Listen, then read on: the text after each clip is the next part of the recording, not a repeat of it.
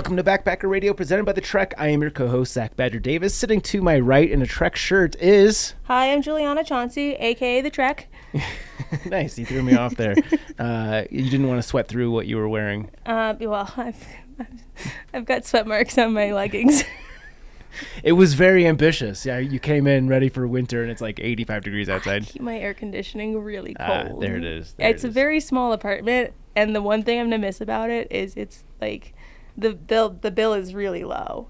Do you pay for the AC, the electrical? Yeah, I pay for the AC and the electric, but I don't usually ever have lights on. And I usually shower at Garrett's. You offset the cost of the AC by just living in darkness? I also never shower there. I'm walking into your apartment just cold and dark, some sort of hellish cave. That's literally it. That's why I came in that. Yeah, perfect. We're going to save the question of the day for after the interview again. We're just going to test here. Reminders of any kind. Yes, we run a Patreon-specific episode for our wonderful Patreon supporters. That goes out the first Wednesday of every month. We haven't recorded the August episode yet, but we know the theme. Should we tell them the theme? Yeah. Zach is going to get stoned on the August episode. I'm not, because I still work for corporate America, and Therefore, you never have done any kind of drug aside from Benadryl. Correct. And as I've learned today, especially, it is best to be by the books. Yeah, sure. So I will continue to be a good girl. Today's news certainly fed your paranoia. As if it needed feeding. I'm a paranoid girly. Yeah. But on our August Patreon, Zach is going to get stony baloney. And we have already been coming up with content in our side chat to ask him. And it's really hard to not even bring it up here because we've tested it on some of the boyfriends of VPR. Yeah. And it's funny. This will be interesting because I know I hide my booze pretty well. Been doing it for a long time. I jive very well with alcohol. Weed, on the other hand, is a very different story. I'm not even sure if I'll be able to drive home after taking a hit. That's how paranoid I get. So the fact that what I'm saying will be recorded is a little bit terrifying. But if it's funny enough, I'll give you a ride. Okay. But if it's funny enough, to my pleasing, it'll be nice because for July's we tried to get through the whole thing without laughing. Yes. And now this one is guaranteed to be a shit show. That's for sure. Yeah. We haven't done it yet. I don't even know what date this one comes out, but that's neither here nor there. Let's get right to our interview. He's in studio. We love these the best. He is Matteo Olive Oil Volpi. Did I pronounce the last name correctly? Yeah, that was great. It should be easy enough. And Matteo is the CEO of Volpi Outdoor Gear, the Mexican-based UL Gear Company, and a thru hiker of the Colorado Trail and hiker of the PCT. Very much looking forward to this one. This has been a long time in the making. I know we were supposed to do this last summer, and we're trying to figure out what happened. Did I get COVID or something? Yeah, you guys got COVID. Yeah. One day before, the same day, you were like, okay, we can't do it. I was like, oh. The irony of Chance walking in here sneezing and coughing. I was polite. I didn't touch him. Yeah, that's right. I'll save my touches for the end. Jesus Christ. We need context, please. Context. No, context is bad. Paulie, clip that one first. Damn it. So, how do you get the trail name Olive Oil? Well, it was in the PCT, of course. And I'm half Italian. So, Volpi is an Italian last name. And I'm also it was Italian. like you are. Mm-hmm. Great. That's where the red hair comes from. You speak Italian? No. Then that doesn't count. No, just kidding. Do you? Yeah. Oh. But anyway, so I was... He's making us look very stupid. He speaks how many languages do you speak? Oh, guys. Okay. I speak, so English, Italian, Spanish, and a little bit of French. Holy shit. Damn. Can you say a sentence in each really fast, back to back? Yeah, you want to? Yeah. Okay. Hola, ¿cómo están? Soy Matteo Volpi. Es un placer estar aquí. That was Spanish. I just said, hey, I'm Matteo Volpi. It's a pleasure being here. Oh, man, I can say that in French. I need to think about it. No, maybe. Hola, soy Matteo. Soy mexicano italiano. Hello, I'm Matteo. I'm Mexican and Italian. Ciao, sono Matteo. Sono mexicano italiano. And bonjour, je suis Mathieu. Et je suis mexicain et italien. Wow. That was okay? Yeah? Okay. That was easy one. Yeah, I don't know if you were feeling stupid, but now that nails certainly in the now I'm bragging myself. That doesn't know. We're bragging for you. Yeah. No. Okay, so I derailed you. Olive Oil, give us the story. It was my first backpacking trip. The second backpacking trip was the PCT. So my dad was like, you should bring a lot of olive oil. So I just carried this huge bottle of olive oil. So I was putting olive oil to every meal. And one girl got a cut. And I was like, you should put olive oil. Is that a thing? No, I was just joking around. Okay, so now I'm olive oil, and I was like, okay, that's all right. Nothing special. Yeah. Were you like lathering it up to tan in the desert? No. Working on his calendar for Volpi. I don't need that. I get good tan without olive oil. So, as a half Italian, do you consume a disproportionate amount of olive oil at home? We do, yeah. Yeah? It's crazy. What's the least obvious thing that you like to douse in olive oil?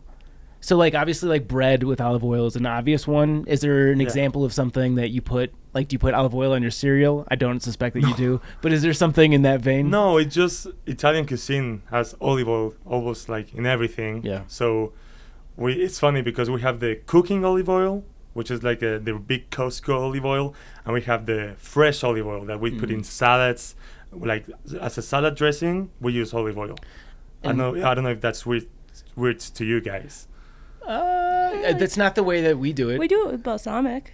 Do We you? do balsamic and olive oil. But just like a olive oil vinaigrette. and No, salt. no. I thought you were saying that to have two different olive oils, one for cooking. Yeah. And Oh one, no, we don't do that. Yeah. And the fancy one goes like raw, and the cheap one you can cook with that because it's like a lot of amount. Very nice. Yeah. Very Yeah. nice. So we don't know too many backpackers that come from Mexico. So I have a lot of questions about that. First and foremost, how did you get familiarized with thru hiking and the backpacking culture? Well, it's a little bit cliche. I was 12 years old and I saw Into the Wild, the movie. You know, I love that movie. And there was this like 15-second scene that there's this guy in the Pacific Crest Trail. So the movie said like Pacific Crest Trail. I was like, oh. And I Googled that and I found out that you could walk from Mexico to Canada. And I was 12 years old. I guess I was like trying to belong to something. And I was like, okay, I'm going to belong to that. So since I was 12, I had the dream to hike the PCT. So that's how I get into it. Yeah. Were you a hiker at that point? I was not. No. No. So you mentioned before we hit record, but you're from Guadalajara in Mexico. Yes, correct. What are there mountains around there? Are there trails? Paint us a picture of the scene in that area. Okay. Well, it's a complicated background. There's trails, there's mountains, safe trails, there's safe mountains. There's other places that are not safe. I usually don't like to go alone. I sometimes do, you know. But there's the trails that you already know. You can go like back and forth the times you like. But to go to a new place that you think is going to be very remote, very to avoid because organized crime sometimes have like some camps in the middle of nowhere. And you don't want to be there, you know, because if they see you, it's going to be, what's going on? Yeah. But there's some mountains, there's some good trails. You guys should come. You're really selling it for me.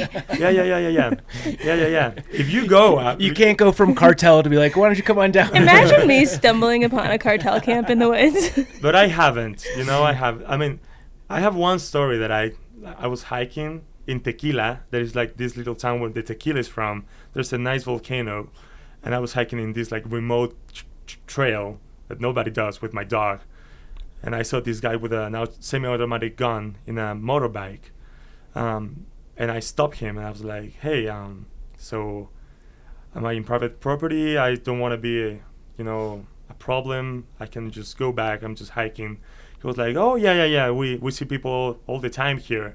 And I was like, okay, well, your gun scared me. No, that's just for hunting. Like, yeah, hunting fucking people, man. What the fuck are you talking about? You didn't use it to hunt.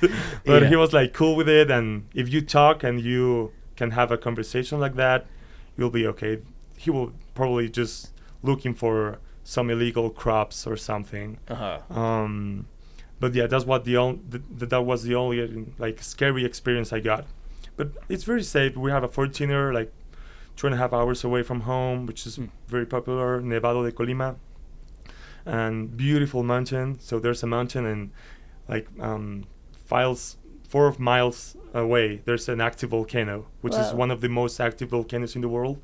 Doesn't mean that it's dangerous. It's just like every day you have activity, small amount, but activity. Yeah. It's beautiful, beautiful mountain. That mountain belonged to my heart because there's where I started, where Yeah. all started. Yeah. So it sounds like there's good day hiking around you. Yeah. Does anything like a long trail exist in your area? there's some peregrine trails, like this religious trail that some people, which are horrible. I mean, they are not horrible. I mean, you go through these, like ranches and the Mexican country, and I don't like it. I prefer to go to the wilderness, not around ranches. But that's one if you really want to do a long distance trek. But it's pretty hard because in Mexico, so after the revolution in early 1900s, the country was divided in private properties. So you have this huge piece of land that it's owned by 30 families. So if you want to do a trail that goes through that, you need to get all the families. You need to go to the local government. It's a so bureaucratic and complicated procedure that it's almost impossible. But it's possible, I think so. Maybe because I'm young and optimist. Do you have like national parks and like it sounds from what you're saying like you don't have like public lands? Yeah, it's very hard to find public land. We do have some. For example, the Nevado de Colima, the mountain I was talking about, that's a national park, but it's nothing like in the U.S., of course, because in the U.S. you go through this gate, you pay, it's very easy to access, and some of the the beer, and some of the national parks in Mexico is just dirt road, super 4-wheel drive, super hard to get. You pay like $1 to get in, and there's nothing inside. There's no water. There's like very hard to find anything. You just go there in the middle of nowhere, but it's safe. Public national parks in Mexico are pretty safe and pretty good to hang around and maybe explore. I don't know that many of national parks, but I think it will be a good starting to explore Mexico for sure. Yeah. So you get this idea to hike the PCT. Is there any sort of backpacking culture out there? Like, I imagine you'd want to connect with people that speak your language in your area that are into the same thing as you. And without long distance trails, is that a difficult thing to accomplish? Yeah, of course. There's some, through hiking and long distance hiking, is just starting in Mexico, and it's just starting to get popular. And each year you're gonna find more and more people doing long distance trails. Last year that I know, like 5 or 6 people did the PCT. So I think it's beautiful. It's great, but in Mexico it's super hard to find them. And the hiking culture in Mexico there's a lot of trail running culture in Mexico. That is huge. Mostly because it's just like one day and you don't have to spend the night in a scary mountain. But there's some hiking culture for sure. And there's some people that would like to get into it. And there's a lot of organizations. So that's another problem. That in Mexico, because it's so bureaucratic and I don't know why, but there's these all kind of small organizations that they all work for the same thing, but they're all using their strength separately, and we should unify and make. I think that we should all unify and create this huge community, and if we do that, it will be so much easier. But I don't know. There's an organization that goes and do a new trail, and 1 month later, another organization do the same thing. Like, why do you do the same thing? You just did it like 1 month ago, Yeah. But yeah, that's something to talk about. Walk me through the process of preparing for the PCT, because out here, you can walk into an REI in like every major metropolitan area. I assume that doesn't exist in the same extent in Mexico. I don't know. Maybe I could be off base there. No, I mean, first of all, you Americans have a really weird picture of Mexico because Mexico have like nice stores. You have nice outdoor retailers for sure.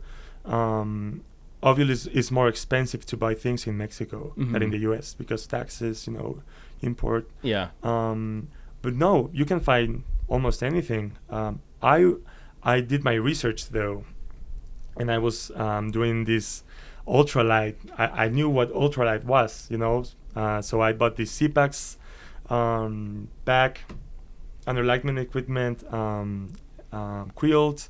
I got this fairly light.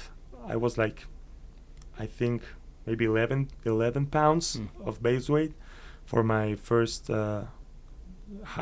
backpacking trip.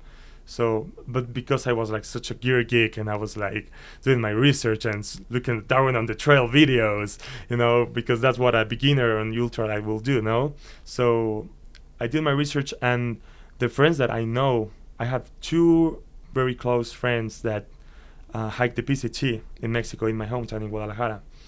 And they did have this ultralight gear with them too. So yeah, we did our research. Yeah. Yeah. I guess I had that assumption because you said that there's not long distance trails in Yeah. Mexico. I could imagine why they didn't have like even like the Gregory's or Ospreys available easily. Yeah, Ospreys for sure. So easy. Gregory, so easy. All the big companies, very easy to get. Yeah. Even in Amazon, like Mexican Amazon. But the cottage gear companies like Enlightenment Equipment, CPAX, the big ones, Gossamer Gear, so super hard to find. And you have to just like pay so much money for import. And maybe I'm going to head up a little bit, but that's why I wanted to do my own company. Yeah, sure. Maybe I definitely want to get to that. Sorry. But I'm curious. No. No, You're not jumping the gun at all. I'm curious, what is the import fee on, let's say, like a $300 tent coming from Z-Pack, from Florida, from the U.S. into Mexico? Like, what is it, in addition to the retail cost, what are you paying for shipping and whatever import taxes? Well, yeah, I mean, for a tent, this is a problem too, because I bought a tarp tent Pro Trail, which I still use, which I love. Yeah. Great tent. And for that one, I bought it, and then you have to ship it through USPS. But when you enter Mexico, it get the Mexican postal service, which is like shit, because sometimes they will steal your stuff. Sometimes you won't get it. Sometimes it will be broken. The Mexican post it's been improving, but it's shitty. So that's one problem too. So you need to first pay for the taxes in the website, which I don't know what import taxes are, but probably I just paid, instead of paying just like $225, I probably paid like $270, something like that, and plus the international shipping through USPS, which is not good. But if you want to have FedEx, you're gonna pay plus 40, So yeah, actually the taxes you pay them when you receive the package, not when you pay on the website. So when you receive the package, you need to pay cash to the mail. Yeah. That's how it works. Yeah. And I know we'll get this question quite a bit. And you mentioned this before we hit record as well, what's the process for getting a visa that's long enough for you to do a full through hike of the PCT? Well, in my personal case, I'm half Italian, so I have an Italian passport. So I can, with an Italian passport, you can get in the U.S. with a visa called ESTA, which is just a $15 visa that you can spend here for business or tourism 3 months. But that didn't work for the PCT. So I got a B1, B2 visa. Sorry. B1, B2 visa, which you can last 6 months here with the Italian passport. And it was super because with the Italian passport, I don't know why, but I know why. But you get the visa so fast. But with the Mexican passport, some people struggle. Probably not my friends, for example, because I'm in Mexico. I belong to a middle high class. So it's easy to say like, hey, I'm doing well. I have a job. I can spend money in the U.S. and they'll probably give it to you. So it's easy. How long do you have to plan in advance? Like talking from the Italian passport side, which I think is beneficial for the sake of the episode, because a lot of the people that come and hike these trails come from Europe. I'd say it's, I'm guessing here, but more popular to come from Europe than from Mexico. For getting a visa, the B1 visa with an Italian passport, how long did you have to start planning in advance, and what were the steps you had to go through to get it? Like if someone's listening that's European that is thinking about approaching this. Well, you just need to make an appointment in the embassy. So I think it's the embassy or the embassy, and you just do an appointment. You do your papers. I remember I printed my PCT permit like, hey, I'm doing this hike, and they didn't even look at it. They were like, I don't give a fuck. Here's your visa. But do your appointment, and for a Mexican passport, you have to wait for like 6 months. But with my Italian passport, I just waited like 4 days. Wow. But I bet Mexico, for getting a visa, a U.S. visa in Mexico, it's so different than getting a U.S. visa in France or in any European country, because there you'll probably get it so easy. But Mexico, you know what? Because there's a lot of illegal immigrants. They're probably more tough on that. So yeah, I think no problem at all to have a B1, B2 visa from Europe. Yeah, super easy. Yeah. So you went north, right? Northbound, yeah. What was it like starting at the version of the wall that we have at the southern terminus? Like, what did that feel like for you? That's a good question. Well, it's very hard to explain it, but the immigration and the social problems of Mexican trying to get to the other side, to the U.S. is not something that I live in my usually day, because I live very well in Mexico, and I have great parents, and they get really good jobs, and I had the fortune to have them and to have that kind of life in Mexico. So in Mexico, there's this problem that people that do well don't think of the problems that people that don't do that well. We just live in our bubble, I guess. I try not to, but obviously I do. And so it was not very, very powerful to me to see that, or shocking, but it surely was like, damn, I'm Mexican and I'm in the wall and I'm just having a great time, and there's people like probably miles away from me struggling. Yeah. That's hard. Yeah. That is super hard. Yeah. A good question. To follow up on that, so let's fast forward to the early days of the PCT. Did you face any sort of racism or unfavorable behavior with people wondering? I mean, obviously, you're a good-looking guy who speaks 4 languages. Like, you don't strike as the person that's probably sneaking across the border. But I feel like it's a requisite question. No. No. I mean, I entered the U.S. in the hiking community, which is like the best community you can find in the U.S. Like super open, super liberal, mostly. I consider myself as progressive, liberal, and I feel like I was very welcoming. I did had some experiences, but I will never be a victim.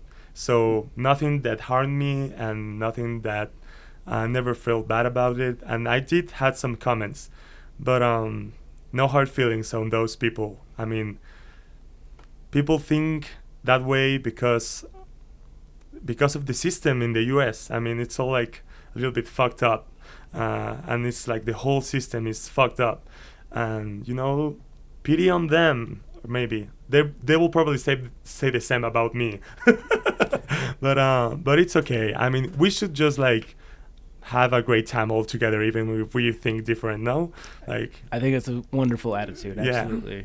So you mentioned being entered into the hiking community is a great experience. Walk us through your early days on the PCT. What was that like? Obviously, you had a vision of what that would look like. Walk us through what the experience was. Yeah, definitely it was more how to say this, more liberal and more progressive than I thought. Maybe I think it was like super extreme. Like everybody was like, well, not progressive. Maybe I used the bad word, the wrong word. I'm sorry, but maybe everybody was just. I think everybody's trying to be so kind all the time, and sometimes they're forced. Like they try to be so cool and so nice. And I was like, okay, you can be real with me. Guys, no let's problem. be mean to each other for a minute. Yeah. I mean, You guys want to fight? No, but yeah, definitely I found like this some crazy people, man. Some crazy people were walking in acid, and I was like, holy shit, this is some hardcore stuff. Yeah. That was like your shocking. first week on trail you're Oh experiencing yeah, this? there was this guy called Serena Williams because he had like a headband, super freak guy, and he was like walking in the bush, like, and keep walking, and I was like, man, are you okay? I just took a lot of mushrooms. Like, okay, man, just take care, be careful. So that shocked me. Yeah. Because I've never been in America. I've been in LA with my parents for a trip, but I never like experienced like being with people from the US. So that was like, okay, that shocked me. Mhm. Also because I don't do like drugs at all. Maybe that's why. But yeah. Yeah, I could imagine that makes for a pretty interesting first experience when one of the first people you meet is tripping balls and wandering into a bush. That's maybe But there was more people, of course. I'm sorry, I just thought about that. There's mostly kind people. I remember one guy got me lunch, like the first trail magic I got on the trail, and I was going pretty fast. I was hiking pretty fast, and I didn't like hang out a lot with people. But I remember in Idlewild, I met this French guy, Jeremy. I'm gonna send this to him. He's one of my best friends now. He's like my brother. He just came to Mexico in October. We did a beach road trip. It was so cool, and he's like one of my best friends, and I met him at the PCT. So I have that from the PCT, and he's just an awesome dude. I love him, and yeah, that's pretty cool. Yeah. That could be our fall road trip, a Volpi Gear beach road trip on the Mexican coast. Yeah. What do you Down think to about Guadalajara. Yeah. That's Twist my arm. that's safe. That's super safe. All the coastline in Jalisco, in my state. Yeah. Super popular and super safe. You can camp there if you want to anytime. Yeah. It's over by like Puerto Vallarta, right? Sorry? Is that by Puerto Vallarta? Yeah, Puerto Vallarta. Don't go to people. Come on. If What's you wrong- go to Mexico, Yeah. don't go to Puerto Vallarta. What's wrong with Puerto Vallarta? It's full of Americans. Yeah, It's that just sucks. full of people. Yeah. There's like these like virgin beaches and these beautiful places that with nobody. Go there. Yeah, so let's go down that route. What are the top 3 destinations somebody should visit in Mexico if they wanted to get away from the popular spots? Yeah, I'm gonna. In Mexico, in the whole country. Yeah, anywhere. Wow, that's a lot. Okay, so in Jalisco, that is my state. I think the coastline is amazing. It had a lot of volcano activity back in the day, so it's a very rugged, coral rich, beautiful coastline. So I will say probably that. There's Any particular towns if somebody wanted to throw a pin so into a map? Jalisco and Nayarit, which is the upper state of Jalisco, some people heard of Sayulita, which is a very like for surf. Yeah. I wouldn't recommend going there because it's super popular now. It's okay if you want to know it, but there's a town like super close called San Francisco or San Pancho, and Lo de Marcos. Those 2 towns are super close to Puerto Vallarta and I'm from Sayulita. So those towns, pretty awesome towns. Really, you have like the surfing vibe, but it's a small town, not very popular. It's still truth, still like real. Yeah, authentic. Yeah, authentic for sure. And one of the most beautiful places I've been in Mexico, it's in one of the upper states, one of the biggest states called Coahuila is the state, northern Mexico. And there's this place called Cuatro Ciénegas, which means 4. Ciénega is like a little lake in the middle of the desert. So it's 4 of them.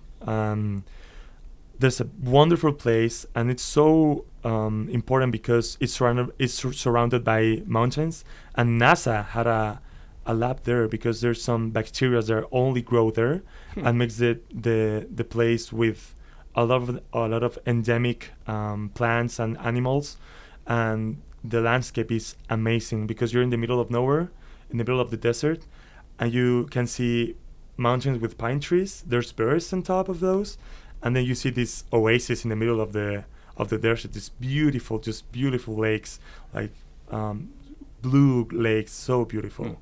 Also because it's so hard to find clean water lakes in Mexico. Is this the rapamycin that you're talking about with the dirt? Sorry again? So there's some anti-aging drug that I think is pretty popular out here for the ultra wealthy. It's called rapamycin, and I believe it comes from maybe it's the Eastern Islands. So we're in the wrong part of the country, but there's a very popular root that is called peyote. I don't know if that's it. A lot of people travel to Mexico to get it, but it's an endemic. Endemic is a word? Yeah. Sounds right. Peyote, isn't that the psychedelic cactus? Yeah. Yeah, so that's what they're there for. Yeah. Okay. Yeah. Maybe you were talking about that? No, this is different. This is peyote to keep you young. Yeah, maybe. Yeah. People are fucking crazy, man. There's a really interesting Radio Lab episode all about rapamycin. It's too convoluted for me to detail accurately here, but for another time. Okay, sorry. So I derailed you from other spots in Mexico that people should check out. Yeah, we have 2 already. You said 3? Yeah. Maybe another one. Probably the listeners are gonna like the state of Chiapas, which is a southern state, pretty wild state, poor state. It's a poor state, as well as Oaxaca. It's another state which is very poor but beautiful. The wilderness is just amazing, and there's a lot of places, cool places for tourists. I will recommend either of those two states. There's a bunch of Chiapas is one, Oaxaca is the other one, and avoid Tulum, avoid Cancun, avoid all these other places because there's much more beautiful places than those for sure. Yeah. Charles just got back from Cancun not that long ago. Last October. That was my first time in Mexico. You liked it? It was probably neat. Yeah, well, we went for a wedding, so we were on a resort for a week. Yeah, resort. Yeah, very Cancun. hard to not like that. Yeah, but it's okay. I mean, I guess if you're from the U.S. and you go to Mexico, you just drink a lot and just have fun in the beach, I guess, and that's enough for you. And it's great. No, it's great. It's a good way to go. Yeah. Yeah. So, okay, let's get back to the PCT. Walk us through, so what are some of your favorite highlights from the early days on the Pacific Crest Trail? I don't know. More like the culture of the hiking community you're talking about? Yeah, or if there's any like standout stories, like your friend who was walking into the bush. Yeah, we like those kinds. You like those kind of stories?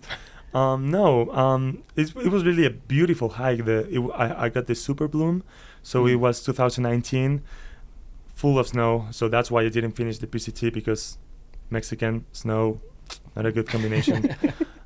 So I hiked all the way to Kennedy Meadows, and I hiked the LA Aqueduct, and everybody just bitching around the LA Aqueduct, like, oh, it's so warm and so horrible. And for me, it was beautiful. I got these puppies on the puppies. Yeah. Poppies, yes. Puppies, flowers. Yeah, because I messed up. Not long. I say puppies. I like to picture puppies, though. Yeah. Imagine. So I like a endless carpet of flowers in the valley. So for me, it was so good, and the experience was so good. I mean, the desert. I'm not gonna hike that section again, because I think that was the year to hike it, and I'm not gonna hike it again. I think it was beautiful. And then I arrived to Kennedy Meadows, and I'm burping a lot. I'm so sorry. The beer will do that. Yeah, the beer will do that. Yeah, for sure. You're much more polite with it than Jabba is. Yes. He announces it. Oh, thanks. Oh, thank you. I'm gonna have to speed up. Yeah. So I hiked to Kennedy Meadows. And then with this guy, Jeremy, and Steppenwolf, this other guy from Seattle, I haven't heard from him. He's crazy guy, super cool, but crazy guy. We went to do this like road trip to Utah and Arizona, which was so amazing. I did this like Zion, the usual parks for you probably, but for me it was like, what the hell? So big and beautiful mountains, super well-made trails, which you can find in Mexico. And I had so much fun. And we did that to wait for the snow to melt, but it snowed again while we were in the road trip. So I head back to the trail, skipping the Sierra. We left the car in Sacramento, hitched to Truckee, and then keep going. And I just did maybe a couple miles, maybe 100 miles more in snow, every day. And it was so tough. I almost went down in a cliff. California snow, it's so slippery. I was like, oh man, no. And I was just hanging there okay, now I'm going back to Mexico. But yeah. And because it was my dream, my dream since I was 12 years old, people were like, oh no, you didn't finish your dream. But I was like, it's okay, the trail's gonna be there. So I decided to do the Colorado Trail last year, which was amazing. Amazing experience, and with my backpack. So that was a pretty awesome experience to be able to hike with that. That was neat. That was pretty awesome. I just skipped and just did another conversation for the same question. I'm sorry. That's a perfect segue. So I was curious about the timeline. When did your gear company start? That was after the PCT?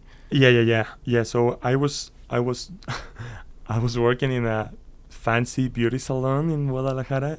I was doing the numbers and all that stuff. I was 19, so I was doing a good job, so they made me manager. So I was getting okay money. I mean, for being a kid, I'm still a kid, but for being younger, okay money. So, but I didn't like what I was doing. I was just complaining all the day of my work. I didn't like it. So my girlfriend, Regina, I've been with her for 7 years now. So yeah, and she was like, hey, you should do something else. You'll love hiking. You should do something. And I was like, oh yeah, maybe I should do something. I was talking with a friend, and he was like, hey, why don't you do backpacks? And I was like, yeah. And yeah, I started doing that in June of 2020, so right in the middle of the pandemic. So the prototypes started. The prototypes are so bad, and the first backpacks were so bad too. But it was a cool process to get to know the gear, and we launched the company on September of that same year, and yeah. So how do you start to dive into something like that? How are you sourcing your materials? How are you learning to sew them? How are you not getting defeated when the prototypes are looking like shit? What are those months like in more detail? Because I can imagine that would make a lot of people doubt, is this the right choice? Yeah, of course. Well, if I have an advice for anybody, will be to just fucking do it. If you have a crappy backpack, try to sell it, because there's somebody that is gonna buy it, and you're gonna be so ashamed that they did, because that's how I felt. I look back and I was like, Jesus Christ, those backpacks were so bad. but you will get feedback.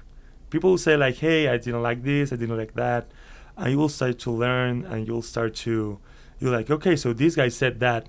You put the backpack on and you, okay, yeah, I feel it, because sometimes you're not rough with your own backpacks because you are your ego or your something, so it's good to other people to tell you how crappy your backpack is. Yeah. So what were the most common complaints? I guess on the first backpacks, so Daniel Orozco, which is one of the friends that hiked the PCT from Guadalajara, I gave him a backpack so he can test it. And back then, the shoulder strap were so thin, and there was a webbing, a piece of webbing that went all the way through the shoulder strap. So because of the padding was so slim, oh Jesus Christ, the webbing was just the padding was done in 1 month, and he was carrying the whole backpack in just like that slim piece of webbing. So we sold like 30 backpacks like that, and for me that was a lot. Like, I was selling like one backpack a month, and it was okay. And that was like the first big improv to make the shoulder strap a little bit thicker and remove that webbing from that part that goes through the shoulder. I don't know if I explained it. No, That makes that's a sense. good explanation. So yeah, that was one of the first ones. Yeah. That we did. Were the early testers complaining of chafing? I would imagine with not much padding, that would be pretty uncomfortable. Just a thin piece of fabric rubbing on your shoulder. Yeah, surprisingly not. No. Only Daniel, but I think they're just being nice. Yeah. Sure. Like, okay, this Mexican fellow just launched his company, and I'm not gonna write a bad review. So probably, if you guys are listening, thank you, because yeah. And are you hand sewing them yourselves or using a machine? Like, how are you making them? Well, I'm proud of this. So we started with this guy Carlos. He's a sewer from Guadalajara. We started at his home, and he was like, okay, to build one backpack, you can give me $7 for each backpack to build one backpack, like one through hiking backpack. Say 7 or 70? $7. Wow. Yeah. And I was like, okay, that's nothing. So I was like, okay, why don't I pay you a little bit more, like double or triple sometimes, and you take your time, you do a good job, let's do high quality. And it worked. And a lot of people would think that Mexican quality is not like very high quality, and it's not. But it's not because company owners will try to save every penny, and workers will say like, okay, so I'm getting paid the same if I do a cruddy fast job than a slow, well-made job. So pay more to your workers, and that was the path that I took.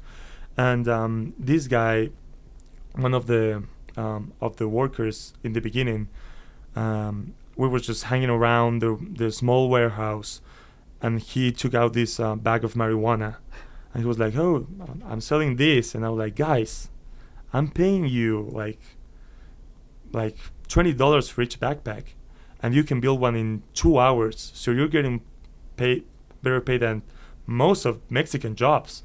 So stop. That's not the way. I mean, come on, man. Yeah. Did you start drug testing people? I haven't. No, I was did. joking. I never. No.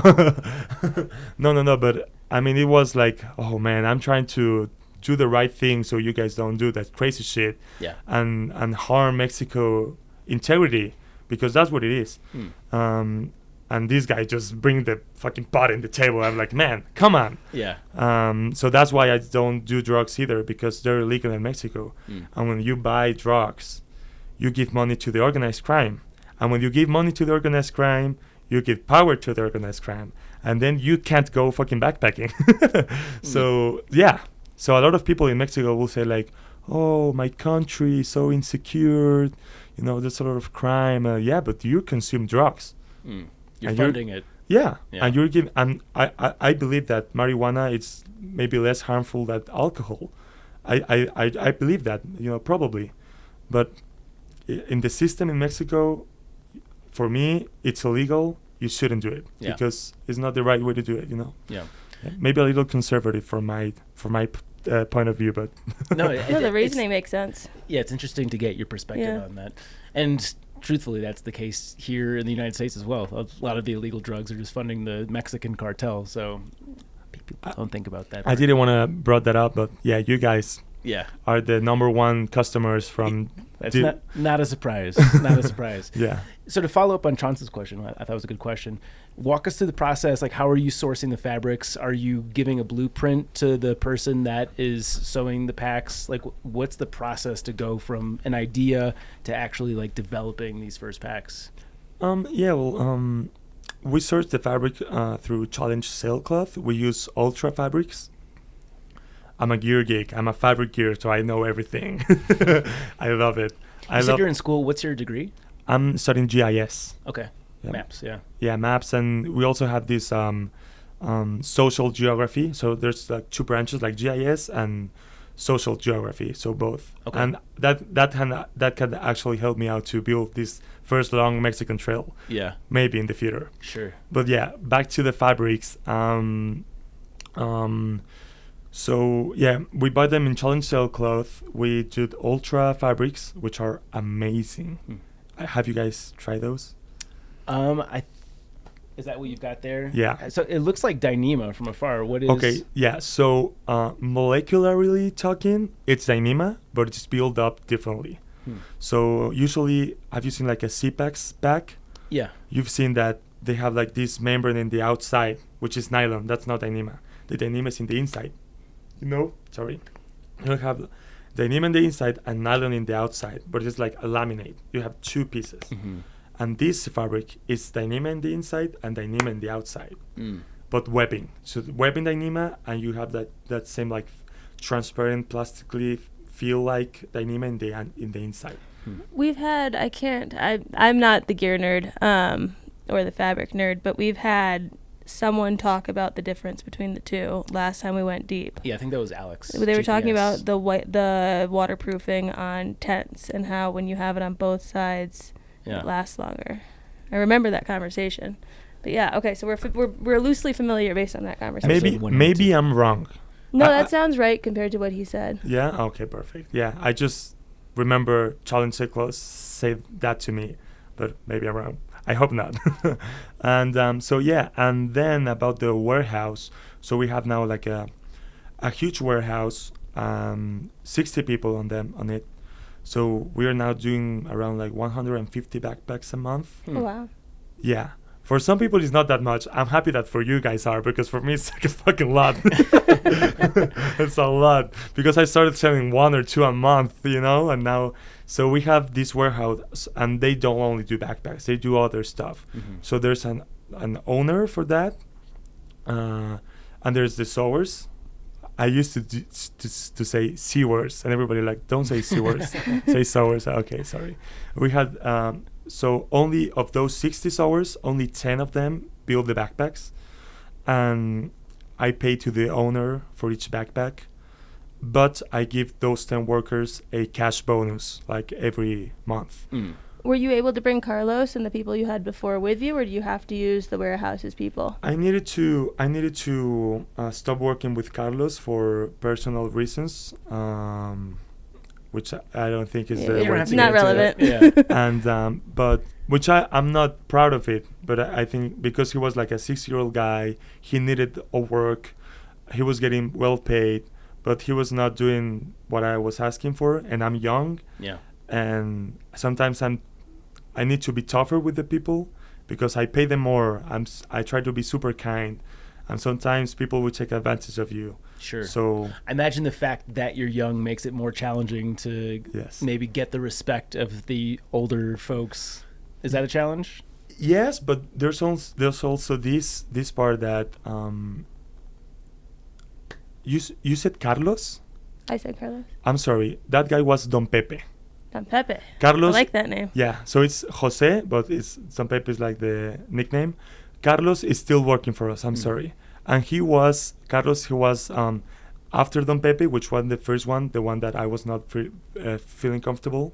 But Carlos was next to him, and he made us explode because his quality was amazing. These both of these backpacks I brought are made from him, and he's such a good guy. He works for his family. I'm super proud to work with him.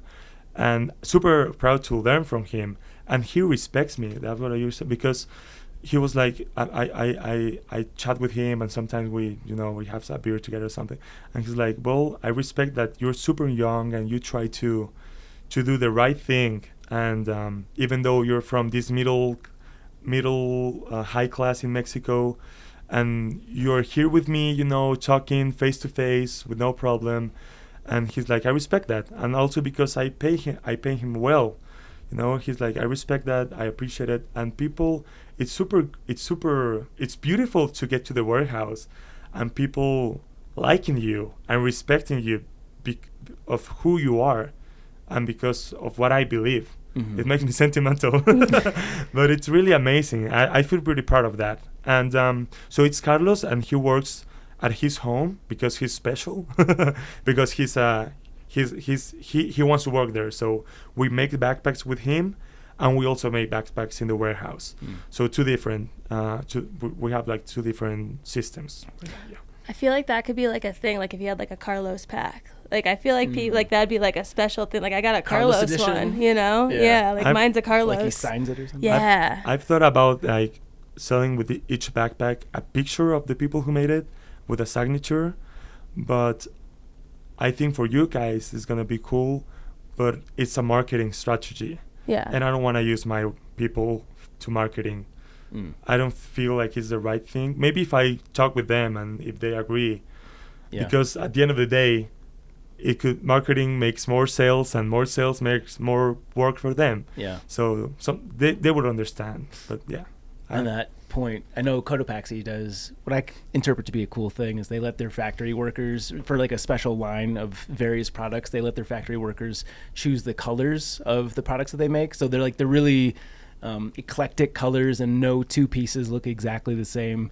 They just let the factory workers make their own decisions, and I know that has done really well for them. For who, sorry? Cotopaxi. Oh, Cotopax? Yes. Yeah. I know them. They're huge. They do like they do everything: apparel, fanny packs, you name it, basically. Huge company. Yeah. So walk me through the inspiration for your gear company. Did you think that there was a set of features that were missing on the packs that you had tested that were made from the cottage industry brands in the U.S., or was it back to what you were saying before, that it's so hard to get products from good cottage packs from the U.S. into Mexico? You mentioned that sometimes things don't get delivered properly. You're paying the additional taxes and shipping and all that. Was that the primary inspiration, or was there like a feature set that you wanted to bring to the cottage industry world? Yeah, that's a good question, because my first thoughts of making the company was so my fellow thru-hiking Mexicans don't have a easy way to buy a backpack, so I'm gonna build them. But problem, there's no Mexican thru-hikers. So I was selling shit. But surprisingly, people abroad were like, oh, there's a ultralight gear company based in Mexico, and that was so attractive to people, and they liked it, and we started selling encouragement gear, and that's where things blowed up. So the majority of your sales are in the U.S.? Yeah.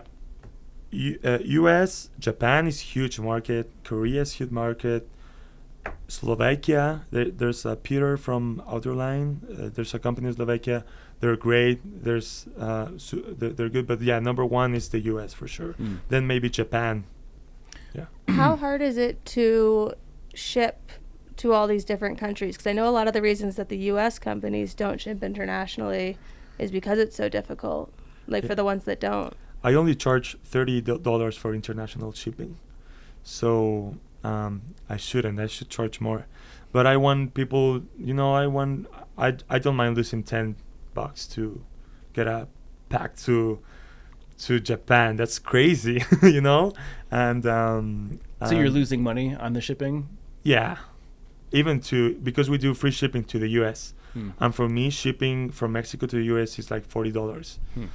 So yeah, I'm losing money. I mean, I'm making money out of the company, of course. Yeah. That's why somebody will have a company anyways. But I could do more money. Yeah, I could do more money if I pay less to the workers too. But I'm happy. I sleep well. I don't mind losing a couple of bucks. Yeah. Okay, now let's fast forward to last year. You did the Colorado Trail using your own pack. Was it that pack right there? The fast pack, yeah. And that's the you're using the 30. Yeah. So you are a certified ultralight geek to get into a 30-liter pack. Well, I'm not. I have a stove, an inflatable pad. I have a 20 degrees sleeping quilt. So no, not that crazy. Yeah. Okay. I mean, that's impressive to get that into, because I remember when I did the PCT with Jabba, he was using the Kumo, which is a 36-liter pack, and he had like food strapped to every inch of his pack. Like in order to get 36 liters to work for him, he had to get very creative. But it looks like you're living pretty well there. I don't know how packed up that is, but I guess walk us through how was it using your 30-liter pack on the Colorado Trail? Oh man, it was amazing. So funny because I was like, every person I'll just meet. Hello, I'm Matteo. I make backpacks. It's good marketing. This is my backpack. Yeah. Volpi, my backpack. Yeah, it was. Yeah. Well, I was doing it too because I was there because of the company's money. So hey, I need to give it something back. Sure. So it was an amazing experience. It was pretty cool. I didn't feel like very proud though. I was just like enjoying the hike though. It's my, I guess it's like my therapy to just like be out there. In Mexico I can't, so it was pretty awesome and pretty cool. I discovered that this is a really good backpack. I was impressed. That shocked me. I was like, oh, this backpack is great. Yeah. Yeah. But it's pretty good experience. So in addition to the Ultra fabric, and you've got a nice large exterior mesh pocket on the back, walk us through some of the features that you're most excited about your backpack. Yeah, well, the Fastback, this is like so we have three. We have the UL40, the Fastback, and the Falco. And they're all great backpacks. But the Fastback for me is amazing. And I think the coolest thing about it is that the strap system. So, I can show you. You later. can pick it up. We got the camera going. Oh, yeah. Say hi to YouTube. Hi YouTube. Oh, hello. I forgot. So you can see there's like a double webbing here. So it doesn't have a hip belt, but in the side of the straps you have like this kind of running vest kind of system, and the torso length is 15 inches, which is okay because the pack is not supposed to go all the way down to the hips. Okay, so this will create a tension area in your lower torso, which will make a lot of the weight be there, you know. And I love this backpack. I love the pockets in the front. It helps distributing weight. You can put water bottles in there, and you'll feel more distributed. And yeah, for me, this is like one of the best features I've come up with. Really cool. I really think this is very good. You should try it. Yeah, I was gonna say, can I try it on Yeah. while you're talking about it? Yeah, I have all my food here though because I'm heading to hike. I've carried a heavy pack before. When are you Come on. leaving for your CT section? We're leaving on Thursday. Thursday. Yeah. So that's a fully loaded pack right there. Oh yeah, you should cinch it a little bit. Yeah. Okay. You'll. So when you're promoting your pack on trail, are you passing out business cards? Like, how are you getting people to remember? Oh man, just I take a picture of my logo. I don't know. Yeah. Got loose boobs under. Oh yeah. Try to wear it as a sport bra.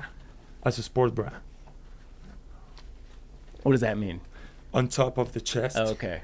Because if not, it will be impossible. Yeah. But a lot of women say like, oh, this backpack is built for men. But actually, if you put the straps on top of the chest, some women have told us that it's like super comfortable. Okay. But I don't know. You should tell us.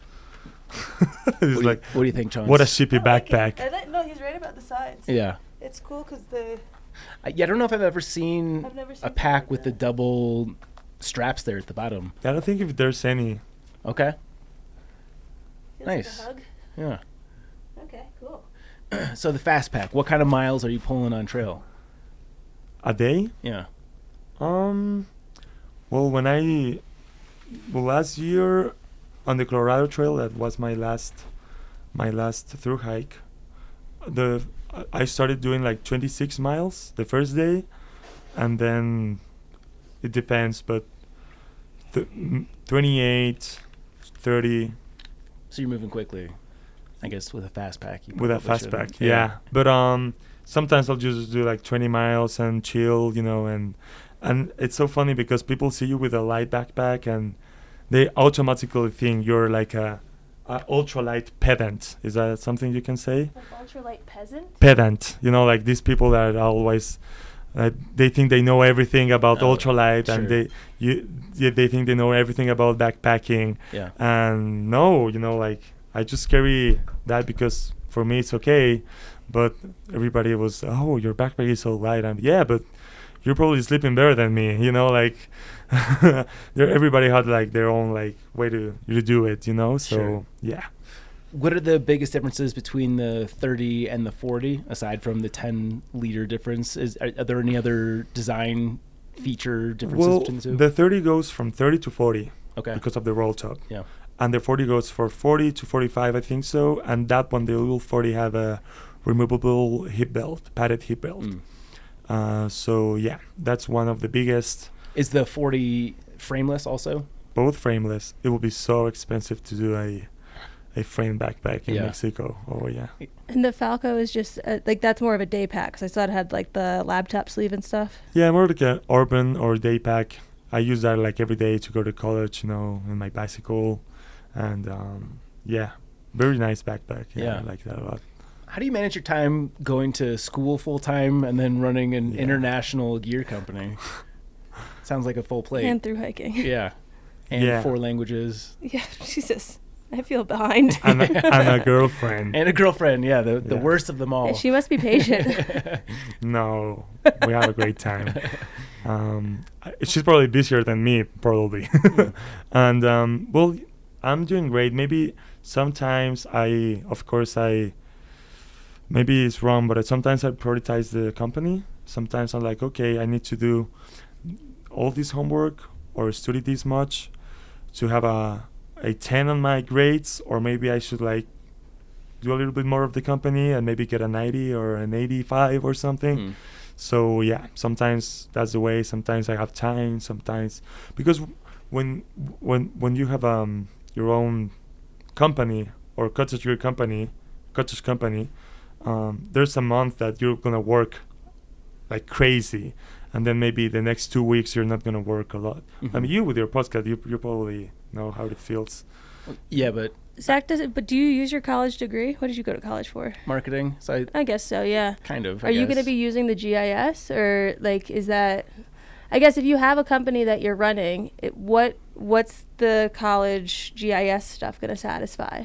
Well, I entered the GIS. You said GIS? Mm-hmm. Because, well, for going in college in Mexico, at least in my social group, the best option is to go to a private school, which will cost around $7,000 a semester, which for here will be cheap, but for Mexico is super expensive for most people. Talking about like maybe 60% of the population is like almost poor.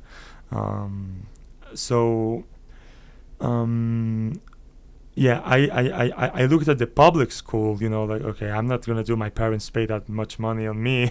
So I look at the options on the public school and I'm like, okay, so I love the outdoors, you know, I love hiking, you know, and I have always liked maps, maybe a little bit like nerd, but, and I was okay, I'll give it a try. And I absolutely love it. And I think people underestimate that degree, at least in Mexico. And I think if I don't work on something related with that, at least I'm enjoying it, and at least I'm learning what I like, and what I study, I enjoy it. So I'm happy with that, and probably in the future I can make something with it. I mean, you never know. I mean, maybe the backpacks will not work in the future. I hope they do, but maybe they won't. So I have a backup plan for sure, and I trust myself. I'm a ambitious guy, so I think I'm gonna be okay. Yeah. How big is your team? You mentioned that in the factory you've got 10 people that are dedicated to making the packs. Yeah. Are you doing everything else, or how does that work? Me and Eva. Eva is like the communications manager, and she, and right now my girlfriend Regina, she's helping me. She's helping out. So yeah, between me and Eva and Regina, sometimes we do the job done. Because the website is really nice. It's simple, but the UX on this is really good. Is this a Shopify website? Did you build this on like Wix? Yeah, I built that on Wix. On Wix. Yeah. Very friendly. Yeah. What are your ambitions for products in the future? I know, obviously, thank you for the hats. You dropped us off a couple of hats as well. Right. I should have brought a backpack, but I was we are out of stock, as you can see in the website. Yeah, I noticed you're sold out. Yeah, we sold out. Garage Run Gear are gonna have some backpacks pretty soon. Hopefully before they hear this fucking podcast, because if not, things are going down. But what did you ask again? Sorry. Do you have ambitions for expanding the product line? Oh yeah. Well, actually, I just traveled with this travel duffel bag, super ultra light duffel bag made of ultra, so beautiful, like white with the black strip webbing. It's so nice. I'm gonna show some pictures to you guys. Yeah. But yeah, probably. I've been thinking a lot. It's been they're maybe starting making prototype for tents, but Jesus Christ, tents are so difficult. It's so different than making a backpack. Yeah. Yeah. Walk us through what is the process of even designing a pack. Does your GIS degree help with that at all? No. So you're just starting from scratch. Where do you go to pick up this skill set? Well, I guess I learned fucking it up. Sure. The Mexican way, just try to do a fucking thing with straps and try it on. I started with Don Pepe, which is like this first sewer. So I was like, I want to do something like this. And I was showing like backpacks that like usual frameless backpacks from companies like Waymark, Superior Wilderness Design, these kind of backpacks, something like that. And I was like, okay, so let's do this. So actually, the designers are them. Okay, so there are the designers, but they have never done nothing like this before, so they're like they were like, oh, what am I supposed to do? I was like, they were doing like this huge, I don't know, something huge, and I was like, okay, do that smaller, we can save some grams there. So ounces. We also use grams as well. The true gear nerds will go down to the grams for certain. Oh really? Yeah. Oh yeah, I heard of that. Yeah. Jupiter hikes use Gram weenies is the term. That's right. What? Gram weenies. Yeah. I love that. Yeah. What is the biggest challenge of Volpi outdoor gear? Maybe something that's not obvious. Like designing a good pack seems like something that would be difficult, and that seems like an obvious challenge. What's something that, like, behind the scenes, somebody that doesn't run a gear company wouldn't guess as being a difficult part of running this?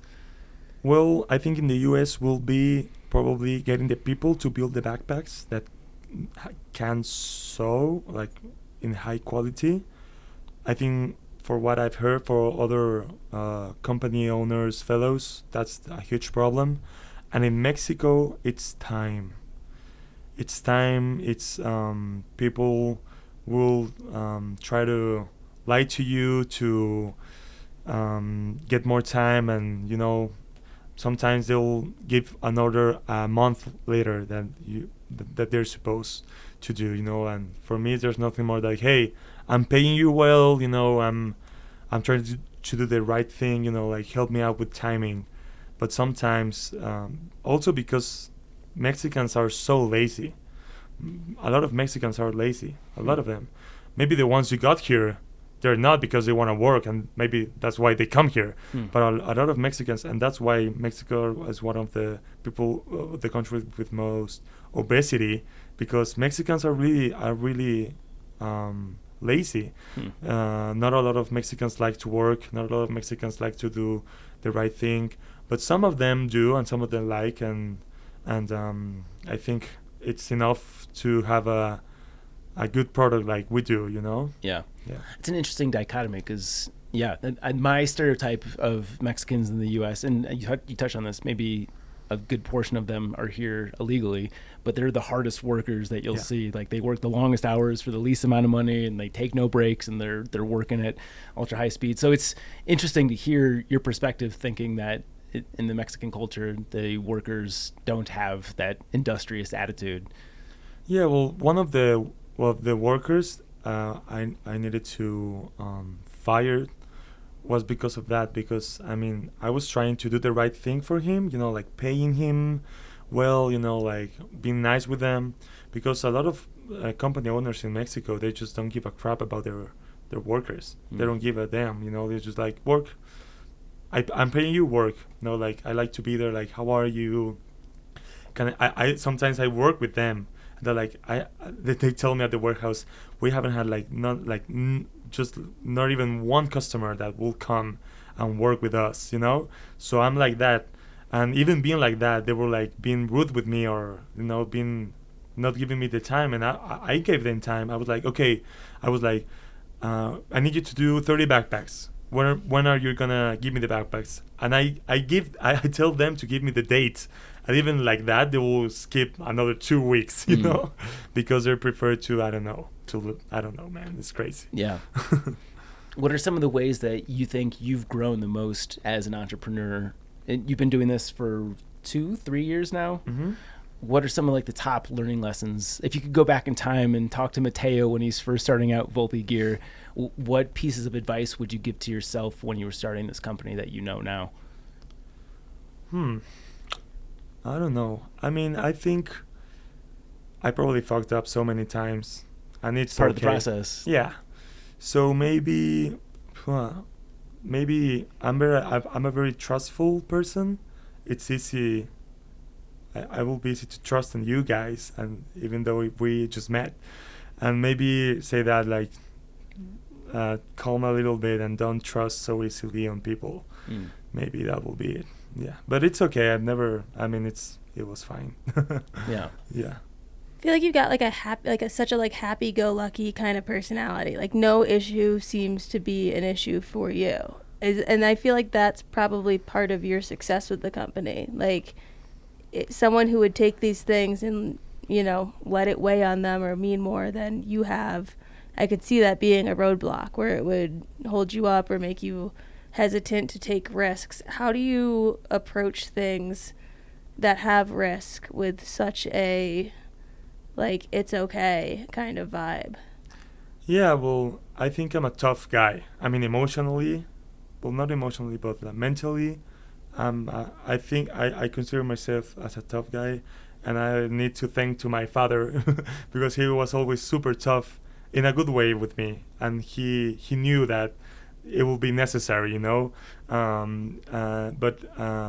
in my family I got all this toughness and this to be so independent emotionally, because at my home, for example, if you go to therapy, oh, you're a dumbass, why would you go to therapy? And I don't go to therapy because I don't think I need it, but I think it's okay, and my girlfriend and my girlfriend's family have taught me this other side of the coin, that it's okay to ask for help. And Regina, my girlfriend, taught me to be lightweight on the feelings. Just keep the good stuff and keep the bad stuff to learn. But and as I told you, I will never be a victim, and I think that's a good mental approach, because when you're a victim, I think sometimes you will lay yourself, you will put your head down yourself, and maybe I'm okay not being a victim because I'm tough, but some people are a victim because they don't have that toughness, and that's okay, and I guess I'm lucky, or I guess I don't know. But yeah. Is that a value that your parents instilled in you? What? To not be a victim? Yeah, definitely. Mm-hmm. Yeah. So we should say we've got Rolf here in studio. Yeah. He's the one who coordinated this interview. Thank you, Rolf. You've got lots of great suggestions. You've spent a lot of time with Matteo. What's a question that we should ask him that we haven't touched on already? She hadn't asked me that right away. Ask a little about what he's planning on doing right now, I think, and a little more about his Colorado Trail trip, because I didn't realize you went 25, 30 miles a day. I know you went quite a bit, but a little more about your future plans maybe, and what you're doing right now. You heard the guy? Sorry? Said you heard the guy? Yeah. Well, first of all, this guy, Rolf, he was like the first trail angel on the Colorado Trail, and now he's a super good friend. He's having me at his home, so thank you very much. It shouldn't be easy to have a Mexican sleeping in your house. But yeah, thank you so much, Rolf. On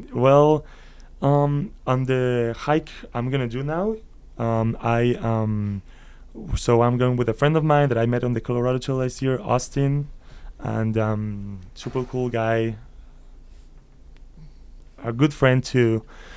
So we're doing the West Collegiate because he hadn't done it and he want to do it. And then his fiancée is picking us up in Monarch Pass, which is amazing. She's amazing. Thank you, Emma. And then she's riding all the way down to maybe Wolf Creek or somewhere around there. And we're going to hike a section of the CDT all the way to Silverton, maybe a little bit further through the city. Yeah. I wouldn't mind to do the San Juans again. Yeah, sure. That was amazing. To that point, do you have a favorite 2 or 3 day stretch of the Colorado Trail? Oh man, the San Juans. Same ones. Well, the West Collegiate was beautiful, but I was in a mental breakdown. Why is that? Because this is a personal question, but I'm gonna answer it. Because my girlfriend, she went to France as an internship, you said, Mm-hmm. and so we were long distance relationship for 6 months, and I was in that stretch, and things didn't work out really well in that long distance, and we've been together for like 7 years, so I was having a super hard time because of her and our stuff. So I was just crying all day, and I was like, "Oh, this is so beautiful." I was just started crying. Sounds like every hike I've taken. I was gonna say, sounds like a midday meltdown. Yeah, it sounds like a midday meltdown. Yeah, so that's why. And now that I remember, I didn't enjoy that well the West Collegiate. So I'm super excited to just do it again with a friend. Having a good time, eating great food, and just having a great time. I'm super excited. Yeah. I can't wait to go. Yeah. And also, Rolf is gonna give a ride to Twin Lakes to start it, and he's gonna camp with us. So I'm super excited for that too. Good company right there. Yeah. Well, Matteo, let people know where they should go to keep up with you, your company. Here's the red carpet. Let people know where they should follow up with you. Thank you. I didn't knew that you were gonna do that. That's amazing because you guys are huge. Well, we have our website, volpioutdoorgear.com, and Instagram, it's Volpi Outdoor Gear. I think there's some low bar keys. That's how you call it. But in the keyboard, I don't know. I'm not sure. Sorry. Nope, don't know. I'm sorry. My English, man. I'm so sorry. Your English has been impressive. No, I'm sorry. Yes. I'm sorry. And so Instagram and Garage Run Gear are gonna have stock pretty soon. Like they order like 60 backpacks. Awesome. So it's gonna be there pretty soon. And yeah, thank you for having me. Yeah. Yeah. Well, this has been a ton of fun. I got it. It's the underscore. Underscore. Yeah, so it's at Volpi_outdoor_gear. Oh, yeah. We'll have that in the show notes. Thank you, Rolf. Yeah. For people that want to follow along. Matteo, you're an inspiring young man, very ambitious. It's been really fun to hear your story, and thank you so much for joining us here in Backpacker Radio. Thank you. I had fun. Yeah. Segments. Let's start with question of the day. Yes. We're doing things so backwards now. Yes. We got a couple of food-related questions. So I guess this is questions of the day, and I'm guessing the second one is yours because this is like a very stereotypical Chance question. This is where we added the amendment to the group chat that we need to include whatever prompted these thoughts of mine, because when time passes, I forget. Okay. And I agree. Yeah. But I don't know what prompted this thought. Sure. Okay. Well, let's start with the first one because this was prompted by the fact that, well, let me just start off with the question. What is the shelf life on leftover sushi? Bless you. Chance is currently dying and working through 3 Benadryl. Every time your you eyes are think- revealing of somebody that's had 3 Benadryl. I held it together really well for the interview. I Yeah. will give myself credit That was there, impressive. but Will you be awake enough to drive home? Do you need to sleep under the desk? that would be nice. No, I'll make it. I've got one more coming. Okay. Bless you. Okay. Great. This is fun. Yeah. I've eaten sushi 2 days after. I know that's bad. But if it's in the fridge, I've usually eaten a singular sushi 2 days after and realized, no, not for me. Yeah. The day after, I'm happy doing. Especially if it's like you got it for dinner and you're having it for lunch the next day and it's been in the fridge. I'll do that. Yeah. Yeah. So this was, we had a big sushi feast at home. And tell me if this is similar to your weekends, because during the week I'm so pressed for time that cooking is hard. So sometimes it's takeout, sometimes it's something that's frozen pizza, you name it.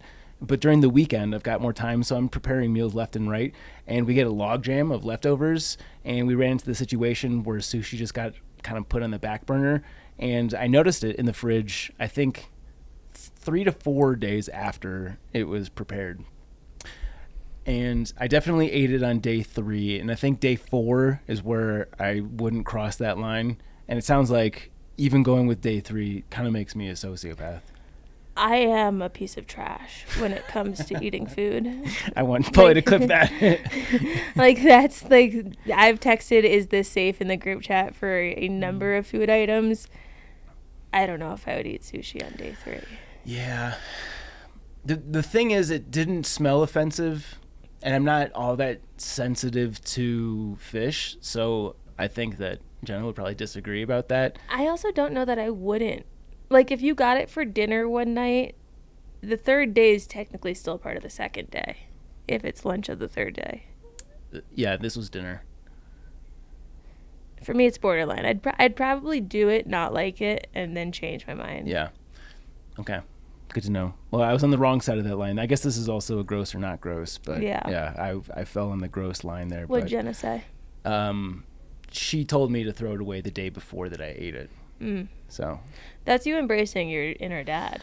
Yeah, I just hate wasting stuff. Yeah, this is you embracing your inner dad. This is like this is token childhood memories of my mom being like, you can't eat that. My dad eating it anyway. I eat so many meals that I don't enjoy just because I hate the feeling of throwing food into the trash. I don't know if I think I've told this story on a podcast before, and if I haven't, I'm sorry for making you wait so long for it. But like, I have distinct memories. My dad likes to listen to the radio while eating dinner, and he's me listening like to talk this radio laughing. Or yeah, just like the news, okay. Or talk radio, like Garrison Keillor, Prairie Home Companion, Wait, Don't Tell Me, like all those, all classics. those, yeah. And like my mom getting so pissed at the stupid shit he'd do, because we didn't need to go to this level of saving food. Like, we were okay, but there are memories of like him standing next to the trash can in the kitchen, listening to the radio, like picking food off of the bones of the rotisserie chicken that she'd like put into the trash because he didn't think she cleared them enough. He was dumpster diving, and he's just like picking them out, eating them, putting them back in, and like just cleaning it. And it's such a funny freaking memory. Yeah.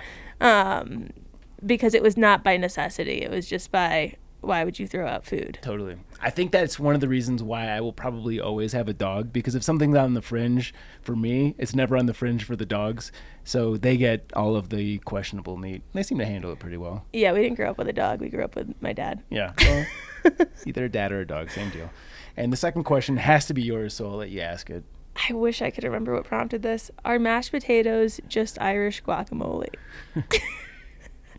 I don't know if this question even warrants an answer, because I get it. I get where I was coming from. Yeah. Seasoning, mashed up, popular item of the culture. Wait. Let's start from the beginning. Seasoning. What do you mean? Like salt, pepper, butter. Do you put butter in guacamole? No, mashed potatoes. Yeah. Whereas guacamole, you put like salt, pepper, garlic powder. Like, we make our guacamole differently. I'm guessing here. Okay. I don't make guacamole. Lime juice. Yeah, lime. Okay, yeah. butter juice for the potato. Sure. Yeah. Foods that have other ingredients. It's a popular food item, like avocado, but potato, and you mash it up, and you do things to, zhuzh it up. Yeah. Rick Bayless, in his tutorial on making guacamole, recommends, this is just his personal preference, but I'll relay it anyways, recommends not over mashing it. He likes the texture of kind of more chunky avocado. I imagine there are people that recommend not over mashing your potatoes. Maybe. I'm not a big mashed potato eater. I think this was my unpopular opinion once upon a time, so I can't speak to mash. I've made mashed potatoes like twice in my life. I think it's baby food. It's gross. Wow. Yeah. Well, I mean, I wish I could give more context for what prompted that thought, but it's a thought I'll stand by. Yeah, sure. Okay. To the Trek propaganda portion, I actually want to feature both of these articles. The first one is from new editorial intern Diane Duford, and this is Going Stoveless, the Pros and Cons of Cold Soaking. This is obviously a very popular subject. Anytime that we have somebody on that says they cold soak, we invariably get questions about that. So if you want to scratch that curiosity, I highly recommend checking out this article. I'll just quickly go through a couple of the pros and cons. Pros, less to buy and carry. Obviously, we're talking about the equipment here. You don't have to carry the stove. I'm a little bit iffy on the weight. I don't think you actually end up saving that much weight because you're carrying the water as you're cold soaking, where you otherwise could just be drinking that and then using the water when you get to camp, neither here nor there. Easier cleanup. Cons, there's a learning curve. This is something that you experienced. I quit during the curve. Yeah. You made something cold soaked that turned out terrible? Yeah, it was like risotto or something. I didn't pierce the membrane of the little rice guys, and they stayed hard. Yeah. And then I shit not my pants, but everywhere. Yeah. Good. So, not for me. And another con featured here is water, like I just mentioned, and warmth. On a cold night, eating like a cold-soaked, soggy ass meal is disgusting for me. It's just like, how do you take your day and make it worse? Yeah. And that is cold soaking. It makes sense if when you're going to bed it's still 75 degrees outside and you're not craving a hot meal, but in most backpacking conditions, especially out west, that's not the case. And the people who are anti-stove because it saves weight, it's just, this is one thing that I'll plant my flag on. Like, I always hike with the stove now. I will say, I think there's a missing tier here, and I think having a stove is at one side and cold soaking is at the other, and I think stoveless is in the middle, because I'll pack out a sleeve of English muffins and an avocado and some cheese. Sure. And I'll do some bougie half sandwiches. And I'm really happy with that. There are better ways to go stoveless than cold soak is what you're saying. There are, you could starve before going cold soaking and be happier. Yeah. But that's just me. Yeah. Yeah. I think stoveless and cold soaking get lumped together. And so a lot of times people won't try going stoveless because they don't want cold soak, which I firmly, wholeheartedly support you on in the not cold soaking part. But there are creative ways to be stoveless and not have to resort to cold soaking. Yeah.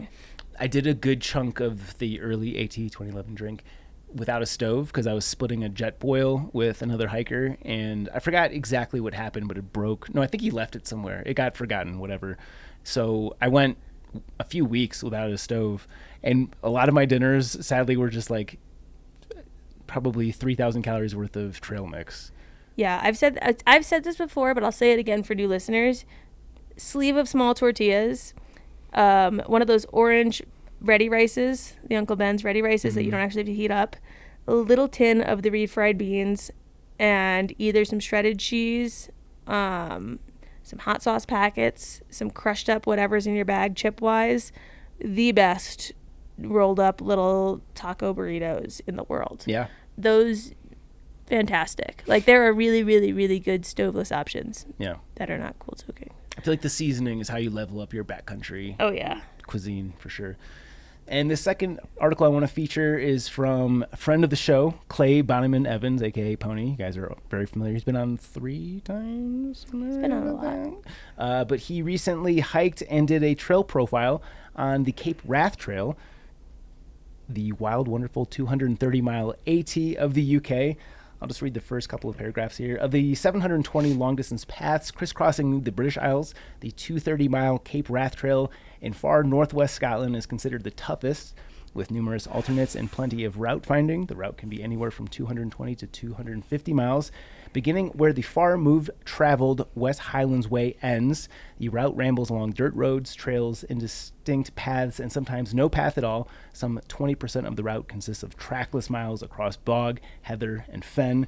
In the windswept Cape at the most northwesterly point of mainland Britain with nothing but ocean and ice to the North Pole. Like, what's a Heather and Fen? Yeah, we got to get him back on the show so he can give us the rich detail of this article, but just look at the photos on this thing.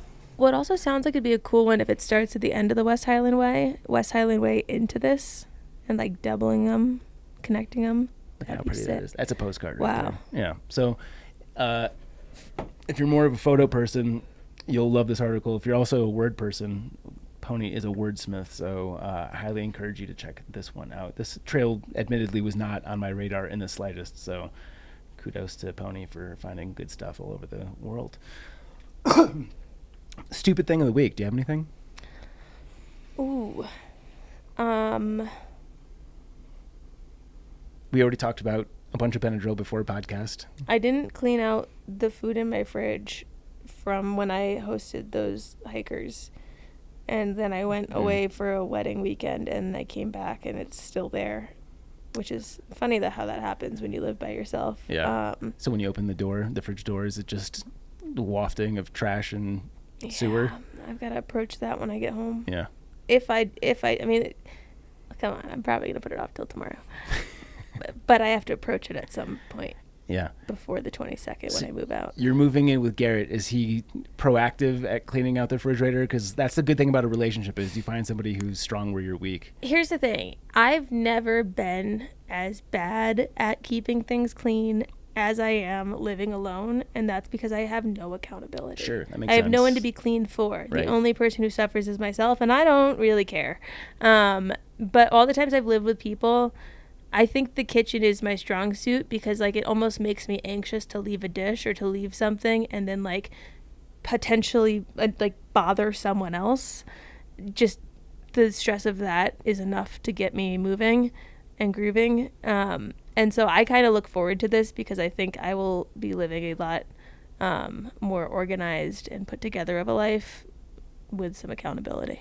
Can't wait to hear about that. Yeah. But I agree with you. The dirty kitchen is certainly a pet peeve of mine. That's the last place where I will be messy. My bedroom is number one. The kitchen's at the bottom of that list. Yeah, I don't mind clothes mess. I don't mind mess that is like books laying it. Like, I don't mind mess that's not attracting flies. Right. Or like gross food. That's where I like old trash, stuff like that. I don't like that. Yeah. And so I am looking forward to having some accountability in that department. Yeah. My stupid thing of the week is, I don't know if stupid's the right word. Maybe you can come up with a better adjective for this, but we had in-laws in town over the weekend and came into Golden to pick up some pizza. And to say that I've been moody the last like month and a half is maybe an understatement. The whole sleep deprivation is not driving with me right now. And I find myself getting upset in ways that I would never have in my entire life. This manifested when I was picking up the pizza. So you can decide which toppings you want by half and the toppings you want across the whole pizza. So I set the pizza to have pepperoni, and then one half would have two other toppings. When I got there, one half of the pizza didn't have the pepperoni. And when I got to the car, I noticed that. And instead of just letting it go and saying that like 4 pieces of pizza didn't have 3 pieces of pepperoni on it, I went back to the counter. And I wasn't an asshole, but I was caring about it.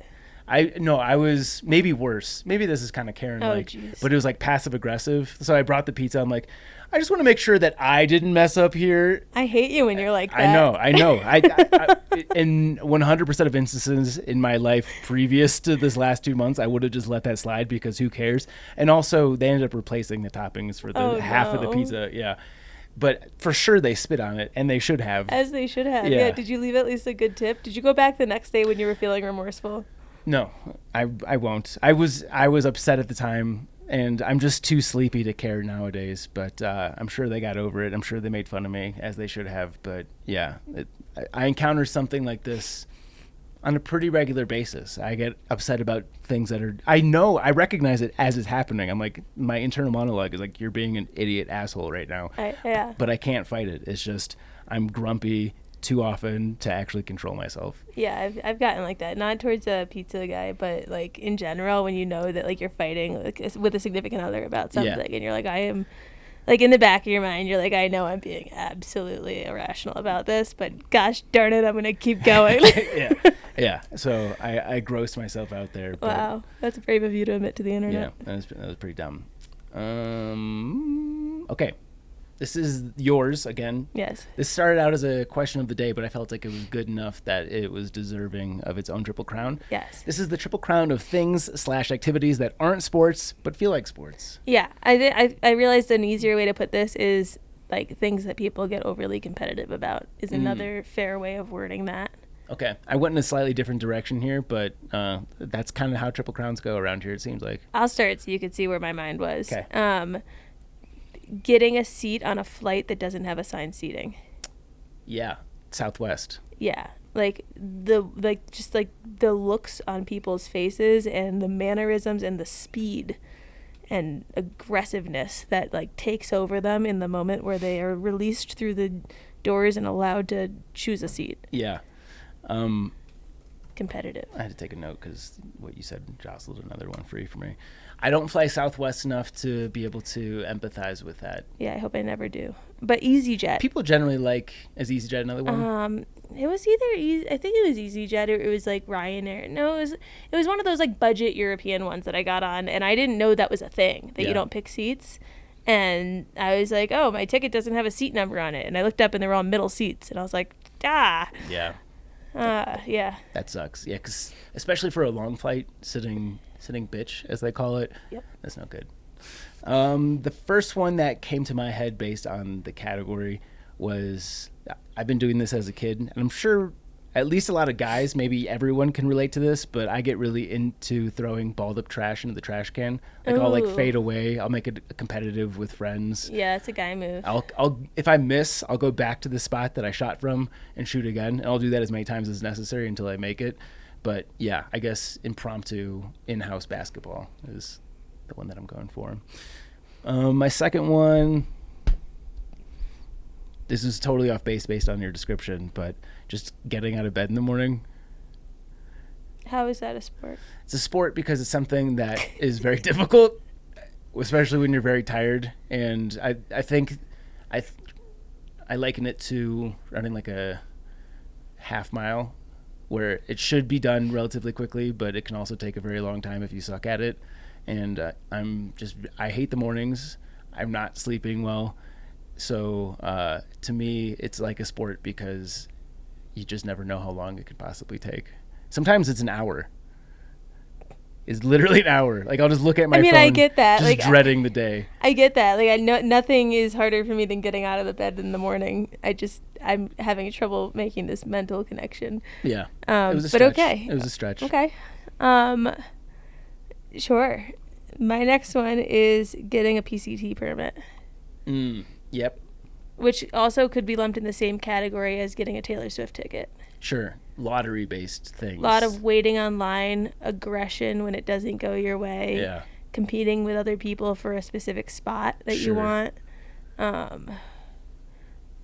Like not knowing if you're leaving happy or miserable. Yeah, it would have been fun. I forget when the lottery started, maybe 15 or 16, but it would have been fun to just go back in the day when they weren't doing the 50 slots per day thing, and you could just show up and not have to stress about that. Yeah, I feel like even 2017 wasn't too bad. Like, I really didn't have too hard of a time. It was pretty bad, because I remember we originally were going to try to get a northbound permit, and I think all the spots that we wanted were gone before we could even get access to it. So yeah. I think you just got lucky. Maybe I just didn't care what day. I mean, I got April 3rd. That was a good one. Yeah. I think you just got lucky. Maybe. Beginner's luck, as they say. Yeah. I didn't know what I was up against, so I went in with less stress. My next one is hiking big miles. Yeah. People get very, like, they make a sport of it. Yeah. You could almost lump that into the FKT realm, which is a sport, is it? I don't, like, when I think sport, I think like a team sport. Like, I get that there's like track and field and things that are individual. Tennis, golf. Tennis, you could play doubles. But you could also, the popular. Yeah, I get that. I'm just my mental sport. If you can do getting out of bed in the morning, I can define sport whatever way I want. Fair. I'm thinking team sport. Okay. And my last one, jostled free based on your description of just being competitive, is Wordle, And specifically, there'll be days where Jenna and I start at the same time, and secretly I resent her if she beats me to it. Because Yeah. I'm better at the word games than she is, so I expect that I'm supposed to win, which is like a no-win situation for me. Because if I win, I don't feel that good, because of course. But if she beats me, I feel like a bona fide piece of shit. Have you done today's Wordle? Yeah. Oh, okay. Have you? No. I was going to try to do it against you and see who could win Oh, first. yeah. This one, I won't say what it is because they'll ruin it. You think for it'll me. be hard for me? I don't want to say anything. For what? What were you going to say after No, fur? I was going to say something that would have been a revealing clue of the word. Okay. So I won't do that to you. Let me see if I can do it quick. Wordle. All right. Where's Wordle? Wordle. Play. How to play. I know how to play. Come on. Let me in. You think you can get it in the next minute? Yeah, let me Set do the it. timer. Hold on. I'll set my timer right now. Okay, you're on the clock. Okay. How do I push enter? There we go. So as you're doing this, I'll just talk through mine. It doesn't require participation. But my first thought... I got it. Already? Jesus Christ, that was very fast. I guessed above, and then I got ABO right, and then it was about. I was going to guess about first, but then I figured E was more common than you. Yeah. Well, A, you're good, and B, that was a very lucky first guess to get Oh, come on. 3 of the first letters I like exactly to go right. with I like to go with a first guess that has vowels. So A, O, and E are very popular vowels. I would say most words have vowels. In fact, all of them do. 3 of a 5-letter word. Yeah. I could have done learn. That would only have 2. Mm-hmm.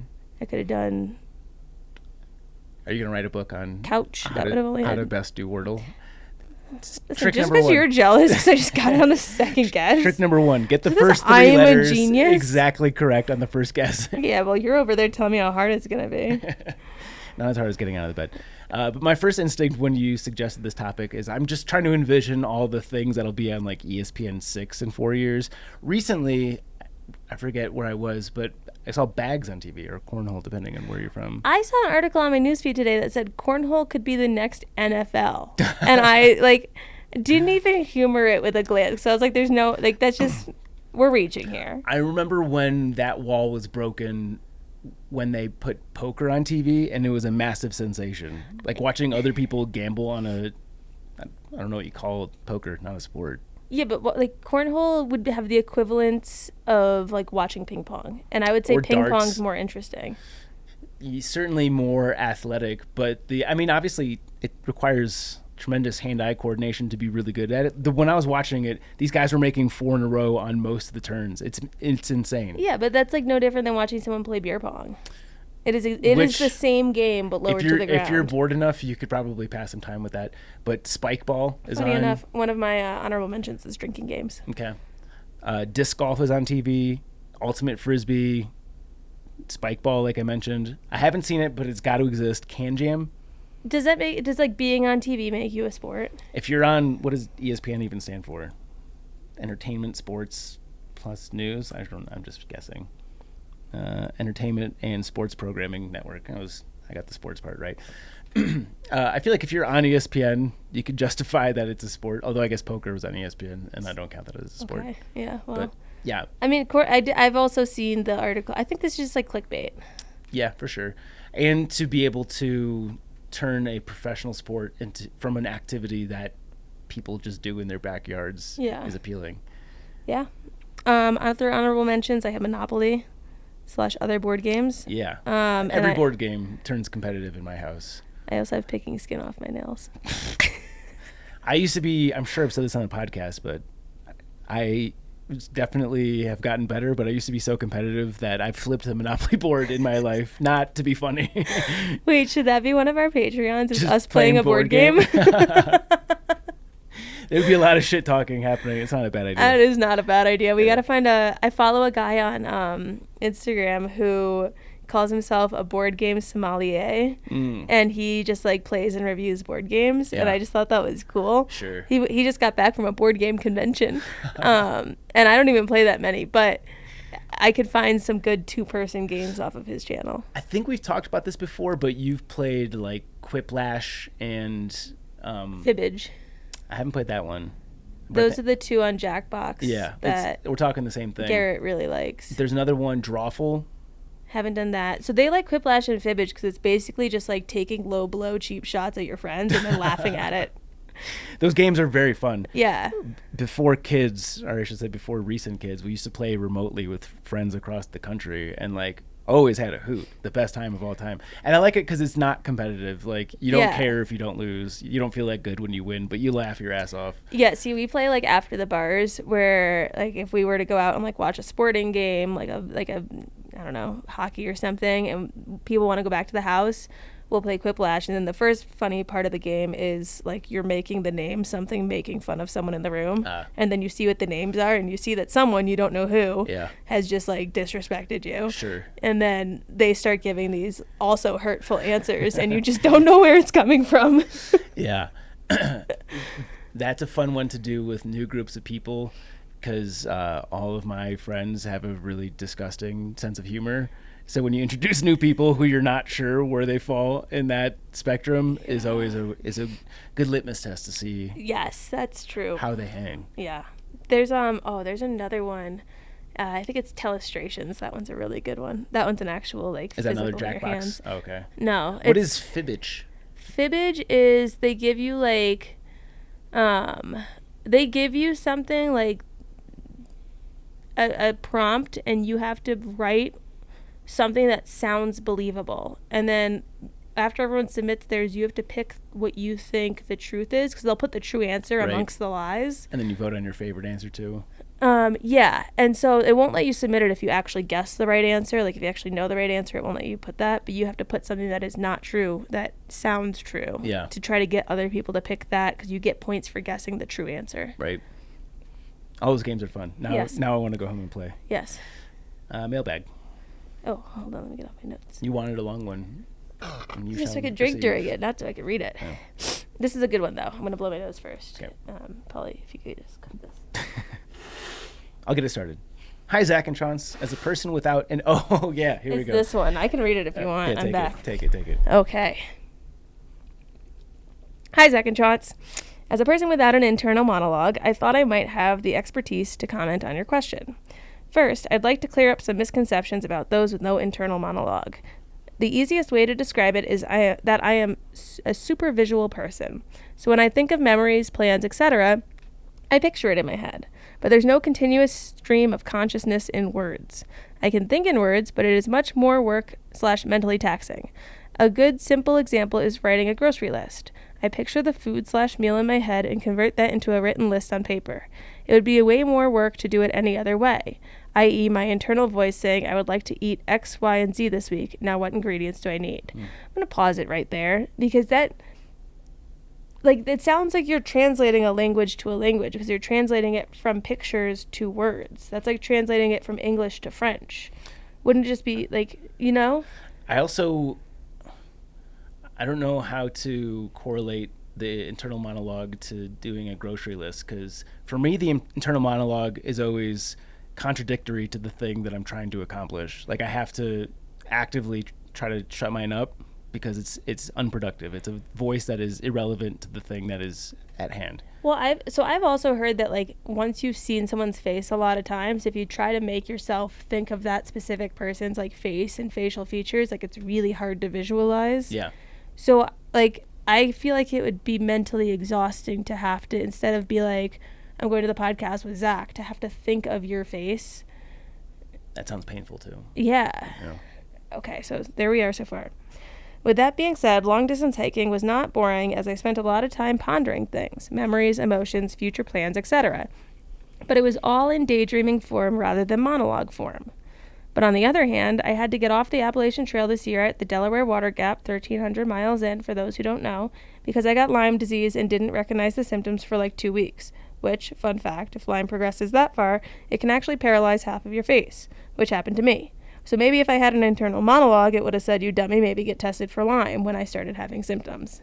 Anyway, I love the podcast, hoping it will get me through the next 6 weeks of rotting away at my parents' house when wishing I was on trail. Apple AT Lash 23.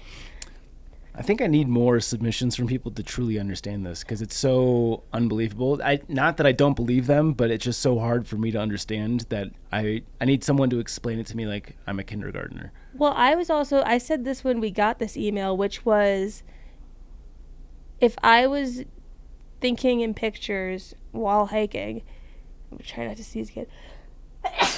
If I was thinking in pictures while hiking, I feel like it would be akin to watching television while driving, where like you need to pay attention to the road, but you're like, have you ever tried to like walk while watching something on your phone and the phone video like turns left and you're supposed to turn right, and like your body to mind gets discombobulated because it's like, that's why people get car sick, right? Like, because the car is turning and you're watching something and it's not turning the same way. Sure. So I feel like it would just be very confusing, would it not?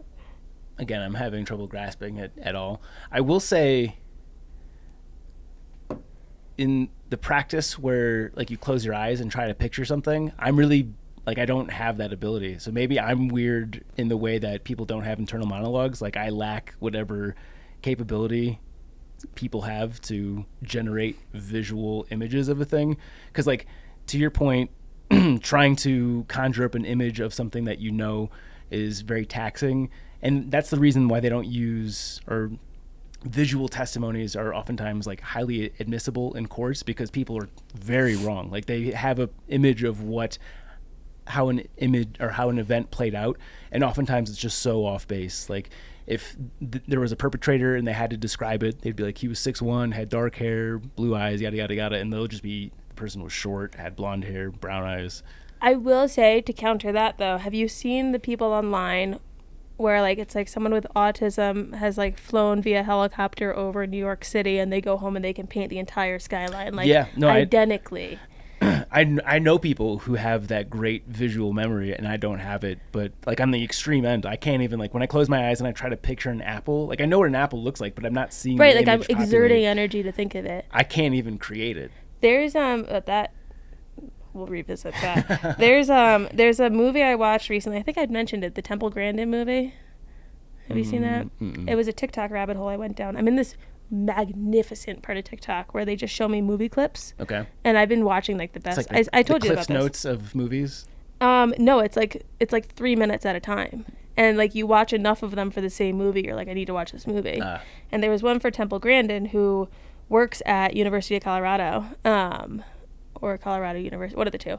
But she was autistic, and she was like a very visual learner, and she ended up like working with cattle that were like going to slaughterhouses, and developed like this system to like make slaughterhouses more humane. I don't know if you were saying this, but I definitely have heard this. Probably me. I've been telling everyone about this. And now more than half the slaughterhouses in the country use her design that she created. But she has a couple of books that she's written. And one of them, because like part of the movie talks about how she thinks in pictures. And one of her books that I was actually looking at last night is called Visual Thinking, The Hidden Gifts of People Who Think in Pictures, Patterns, and Abstractions. And so I actually almost ordered that one last night, but this just reminded me of it. Yeah. I should check that one out, considering I lack that ability altogether. Yeah, I think it would probably give us some more insight onto it. Yeah. But yeah, for me, I can't, like, that would be like telling me to stop thinking words. Yeah. Trying to picture that. So maybe that's the full spectrum. The people with the internal monologue is one end, and then the visual, the imagery creation people are the other end of it. Maybe. I don't know. I like, part of me still wonders if this person who wrote in is just like punking us. Yeah. Because I cannot picture turning off thoughts. We've had enough people give similar stories that obviously this is a real thing. Yeah. I'm just narrow-minded. Yeah, for sure. Okay. 5-star reviews. What gets me through the off season? This is from Unapologetically Wild. Badger and Chaunce are my go-to when I can't get out on a trail. To be honest, oh wait, let me try that again. Badger and Chaunce are my go-to when I can't get on trail. To be honest, I'm probably listening while on trail as well. We could probably use a few more 5-star reviews. So if you guys are fans of the podcast, you have Apple, and you haven't left a review, just, you know the drill. Leave us one. We'll read it, as long as it's not 4, 3, 2, or 1. Yeah. Stars. Say something mean about us. You can. The best way to get us to read your mean comments is to put it with a 5-star review. 100%. If anything, trick us. Start it off with, love the show, da-da-da, you both freaking suck. You can even skip the Have love you the ever show seen part. Have you ever seen those memes about that with like, oh, these are funny. There's ones where it's like written for girls. It's like it starts off, it's a picture of words, and it starts off saying like something along the lines of, I know a lot of shampoos say to double shampoo your hair. It's actually not best because when you're talking to your side guy, save him in your phone as your main guy's number. Your main guy's never going to check his own texts. Then always remember to condition your hair. And it like starts and finishes it with like something that'll tune out the other person's attention. And then in the middle, like stuffs in a little. Yeah. Kind of understand. I don't do the TikToks. I don't know anything. It's funny. It was on Instagram. But anyway, if you shove it in the middle so that we think we're getting a compliment and then we get burned. Got it. We won't know it's coming. An insult sandwich. Yeah. Super big thank you to our Chuck Norris Award winners on Patreon. That is Alex and Misty with Navigators Crafting, Andrew, Austin McDaniel, Austin Ford, Brad and Blair from 13 Adventures, Brent Stenberg, Christopher Marshburn, Dane, Do Good Pantry, Greg McDaniel. May he bring honor to his name. May he bring honor to his name. Where did that come from? Because he used to be Greg Mac and Cheese, and then he changed it to Greg McDaniel because he wanted to honor the last name. And he left a comment about why the name changed. Yeah, right? and so now we say, may we bring honor to his name. Right. Liz Sigger, Matt Sukup, Mike Poisel, Morgan Luke, I'm your father. Patrick Ciancialo, Sawyer Products, Timothy Hahn, Solo. and Tracy Trigger. You can follow us on social media at Backpacker Radio on TikTok and Instagram, at BackpackerPod on Twitter, Facebook.com/Backpacker Radio. You can follow Chance. You can find me on Instagram at Juliana_Chauncey, and you can get my book, Hiking from Home, a long-distance hiking guide for family and friends, on Amazon. Appalachian Trials and Pacific Crest Trials are my books. That's it for today's show. Thank you so much for listening, and happy hiking. Bye.